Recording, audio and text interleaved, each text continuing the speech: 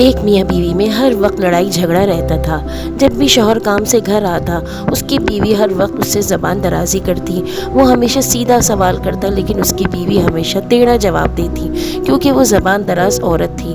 وہ لاکھ کوشش کے باوجود بھی اپنی زبان پہ قابو نہیں رکھ پاتی تھی، اور اس کا شوہر اس کی اس عادت کی وجہ سے بہت زیادہ تنگ آ چکا تھا، اور وہ بھی اپنی اس عادت کی وجہ سے پریشان رہنے لگی تھی۔ وہ لاکھ کوشش کرتی لیکن جواب دینے سے باز نہیں آتی، اور جب بھی شوہر تھکا آرا گھر آتا تو اسے تنگ اور پریشان کرتی اور اپنی زبان سے اسے بہت زیادہ ٹیز کرتی۔ ایک دن اس کے شوہر نے غصے میں آ کر کہہ دیا کہ میں تمہیں چھوڑ دوں گا اور دوسری شادی کر لوں گا۔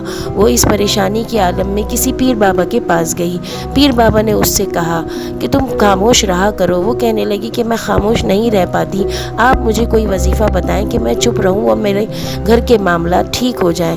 پیر بابا نے کہا کہ چلو میں تمہیں ایک دم کیا ہوا پانی دیتا ہوں، جب بھی تمہارا شوہر گھر آئے تو تم یہ اپنے منہ میں رکھ کے بیٹھ جانا، اس کے سارے کام کرنا لیکن منہ میں پانی رکھنا۔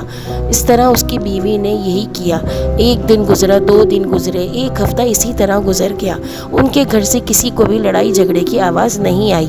اس کی بیوی خوش ہو کے پیر بابا کے پاس گئی اور ان سے کہنے لگی کہ بابا آپ نے کیسا اچھا پانی دیا تھا کہ 1 ہفتے سے میری شوہر کے ساتھ کوئی جھگڑا نہیں ہوا اور ہمارے معاملات بھی ٹھیک رہ رہے ہیں۔